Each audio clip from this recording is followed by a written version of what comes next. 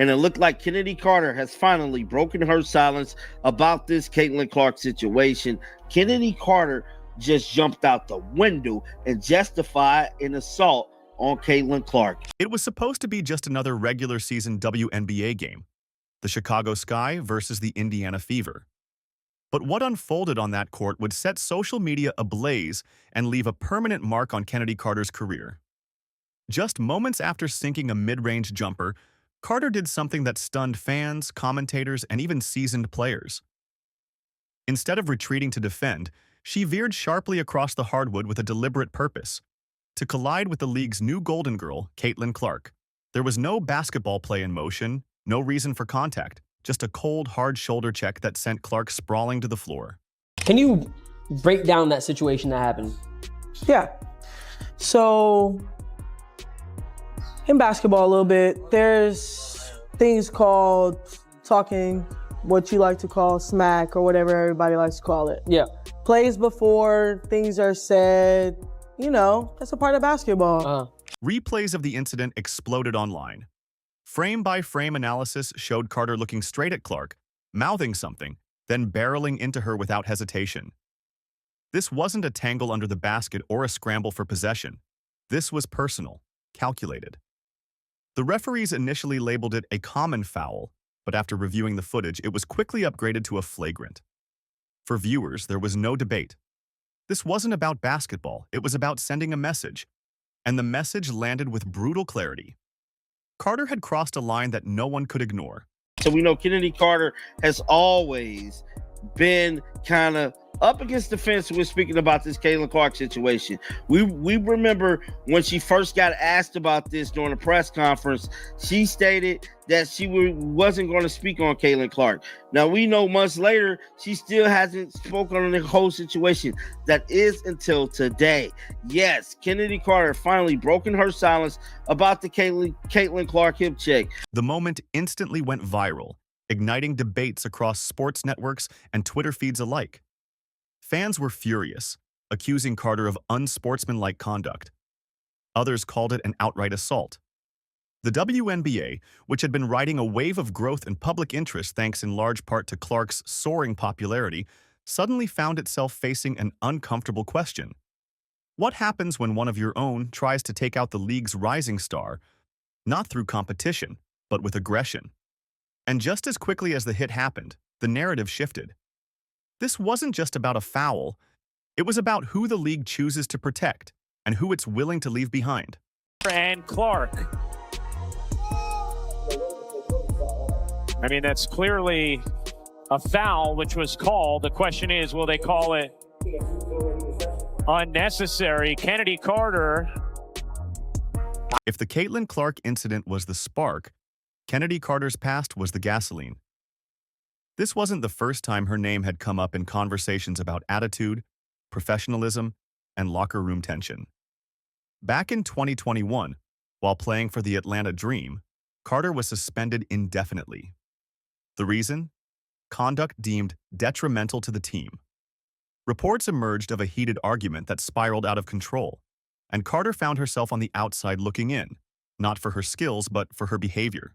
So she was signed to the Chicago Sky with Teresa Weatherspoon, with Angel Reese, with Camila Cardoso, and, you know, the rest of the folks. And then we get to the body check. This was originally ruled an away from the ball foul, but it was obviously a flagrant foul. It really upset a lot of people, which really escalated the issue. And it was really just poor sportsmanship on Kennedy's part. The suspension was a turning point, or at least it should have been. Instead of reflecting and rebuilding, Carter seemed to carry the same energy into her next chapters. Atlanta traded her to the Los Angeles Sparks, but even there, rumors swirled of behind-the-scenes friction. Coaches tried to work with her, teammates tried to connect, but time after time, stories of volatility followed wherever she went. The Clark situation may have drawn the spotlight, but it was Carter's history of conflict that made the spotlight stick. In a league where chemistry is everything, she was starting to look like a risk no team wanted to take.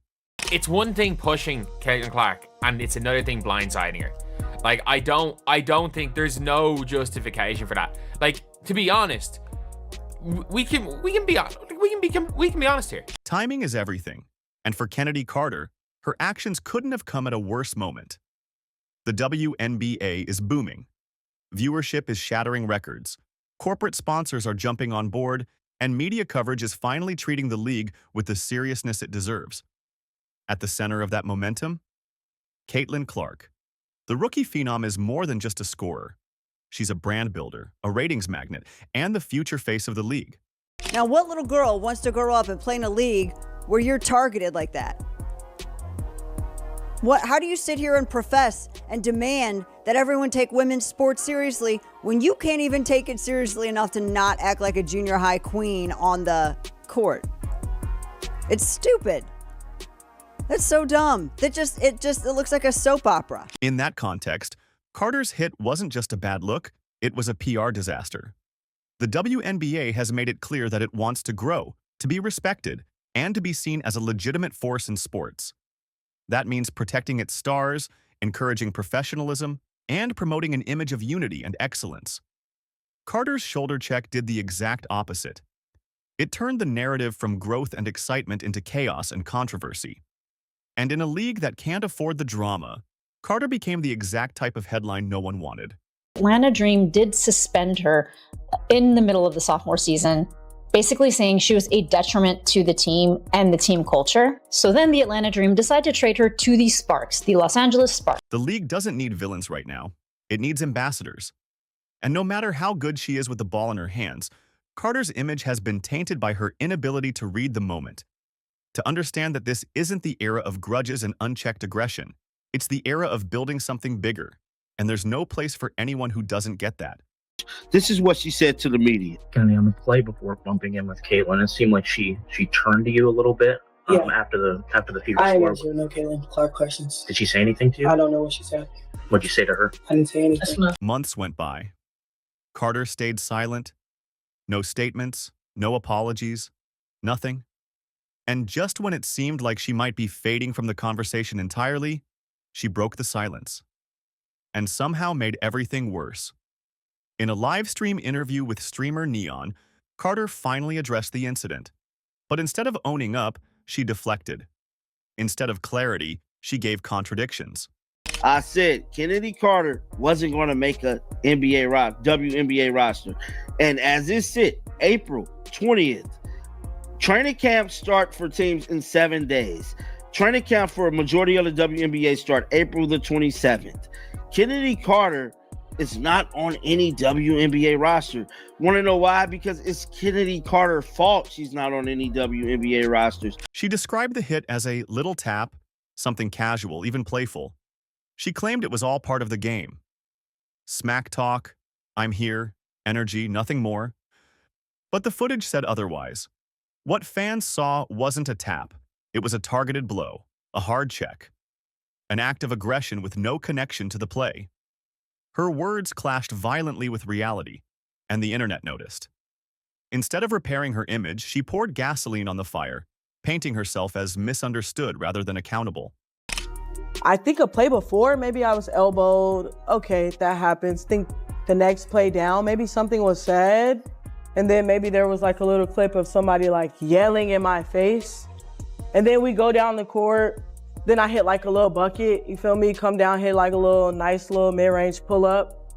And then I just like, just give her like a little like, I'm here. Like, I don't think it was, what's crazy? Me and my brother went back and watched, and we seen a lot of clips in the NBA of guys getting like pushing LeBron. Like I think it was Jeff Teague or somebody who like pushed LeBron out of bounds, like said, man, I was mad because like we couldn't stop him. Worse still, Carter casually introduced a new angle, suggesting she may have been elbowed before the play, hinting that Clark may have provoked the whole thing. This detail had never come up before and wasn't backed by any video evidence. It felt like a last-minute Hail Mary, a revisionist attempt to justify something fans had already made up their minds about. And just like that, Carter's explanation transformed into Exhibit A for why no one was calling. She did. She stopped and went through. That is not... We watched the clip. There is no way that we're letting this happen. Saying that it was nothing, Like, this is not just a tat. What really struck fans and analysts wasn't just what Carter said, it was how she said it. Gone was the tough, dismissive tone she had once used when questioned about Clark. In its place was something new, admiration. Suddenly, Caitlin Clark was a great player. Carter even compared her to LeBron James. It was whiplash-inducing. The same player she once seemed to target was now being praised as a peer, almost idolized. So I'm just like, it's like one of those things, like, it happens in basketball. I know people try to say, oh, it's not one of those things. It's not a personal thing, it's a competitive thing. It happens in basketball, and like, it's just one of those things. But like, yeah, it's kind of what happened, then it spiraled out of control. And then the media takes whatever narrative they want to put out. You watch every game, every single game, to see if you can find any deflects in my game, and like, it's really nothing that you probably could say too much about. So then you have trolls, and that's why I said they're gonna be around regardless. But yeah, it was just like a nice little like tap, like I'm here, not to like harm you or anything. You know, if you want to push somebody, you're gonna like full force. To many, it felt like the most transparent pivot imaginable. Not a genuine change of heart, but a calculated attempt to win favor. A desperate swing to appear likable, hireable, forgivable. But real redemption starts with ownership. And that's the one thing Carter never quite offered. No real apology. No acknowledgement of how her actions might have endangered another player. Just a vague, half-hearted shrug, as if the whole thing had been blown out of proportion by trolls and media spin. This is crazy, and this changes everything, because all this time we've been waiting on Chennedy Carter to take responsibility for what she did to Caitlin Clark. It shows me, I ain't even got to watch all this footage right here, but I am going to look at it. But it's showing me right now that she still is not taking responsibility for her actions. She's finna blame this whole situation on Caitlin Clark supposedly talking smack to her. The public wasn't buying it. Comment sections filled with disbelief, eye rolls, and pointed sarcasm. "You all seriously don't believe her, do you?" one fan wrote, echoing the sentiment of thousands. It didn't help that her timing was so painfully transparent. The interview dropped just days before training camps opened. This wasn't growth, it was a PR stunt, and it backfired. I mean, that happens, man. Like, it's one of those things. I'm a great player, she's a great player. It looks a certain way. Everybody's gonna have their views on it. But my personal view is, you know, I don't have anything against her. She's a great player, and so am I. And I've got buckets all that season, you know what I'm saying? So, just one of those things that, I love it though. They think I hate it. I love it. I love when it gets riled up and juicy like that. You feed off of like what people say and shit, and it makes you more motivated. That's what I'm telling you. Oh yeah, I love the hate. I love that. Yeah. Oh yeah. In professional sports, talent will usually get you in the door. But what keeps you there is everything else. Character, attitude, team fit. And right now, Chennedy Carter is the textbook case of why those things matter more than ever. Not a single one of the WNBA's 12 teams has expressed public interest. No contracts, no training invites, not even a rumor. Her absence is louder than any press release. This is a bad look, bro. This is her pretty much begging for a team to pick her up. Oh, it's just part of basketball. That's not part of basketball, bro. What you did to Caitlin Clark, you can't justify that assault. The silence is damning. When teams pass on a player who can average 17.5 points per game, there's more going on than stats. Behind closed doors, whispers from league executives paint a clear picture. Carter isn't just controversial. She's radioactive. One GM reportedly said they wouldn't touch her with a 10-foot pole. That kind of language doesn't happen casually. It means the red flags are too big to ignore. Chennedy Carter just jumped out the window and justified an assault on Caitlin Clark. Locker rooms thrive on trust. Chemistry isn't a luxury, it's a requirement. And no matter how gifted Carter is, no team wants to risk bringing in someone who might ignite tension, steal focus, or disrupt a fragile balance. She's no longer seen as a gamble worth taking. She's the storm teams want to avoid. Her actions prove that no team is willing to bet their luck on her. Now, granted, she's a dominant scorer, excellent basketball player in certain aspects of the game, but her behavior on and off the court is making it look real shady for her to get picked up by a team. The real tragedy here isn't the hit, it's the aftermath. It's the fact that Carter had months to show growth, to take ownership, to rewrite the story, and she didn't. Even now, her narrative is filled with excuses, deflections, and contradictions. She blames the media, she blames Clark, she blames the hate, but she never truly faces herself. And there has not been a peep about anywhere that she could be landing in this free agency. So a lot of people, including myself, are wondering, is she worth the risk now? This isn't just about one moment, it's about a pattern. The Clark incident, the Atlanta Dream suspension, the reported locker room tensions, the rumored post-game altercations, all of it forms a mosaic of a player who hasn't figured out how to evolve. And the league is watching closely. I mean, she can score. She can score with the lights out. I mean, she can. She's pure offense, a pure shooting guard, scoring guard, instant offense.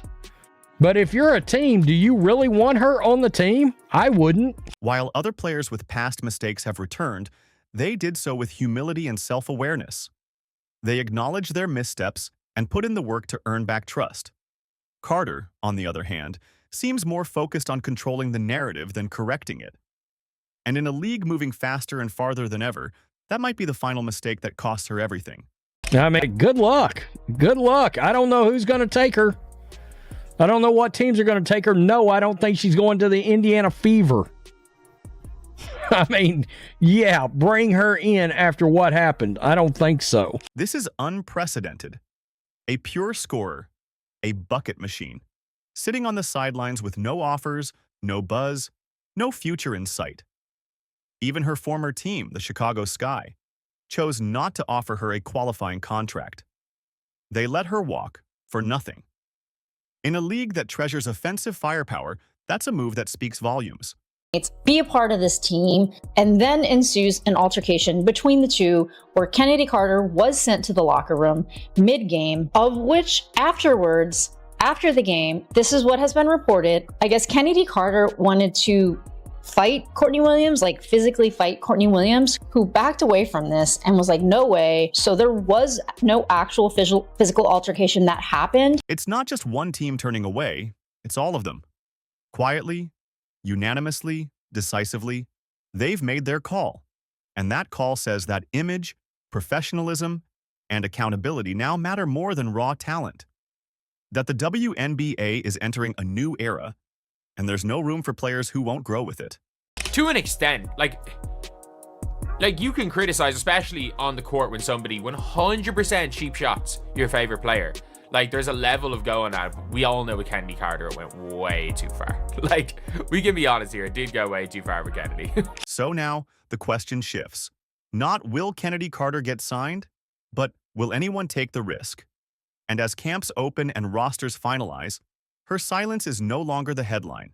Her absence is. Because as Caitlin Clark prepares to light up the league, the player who tried to dim that spotlight is watching from the outside, wondering if she's already played her last WNBA game.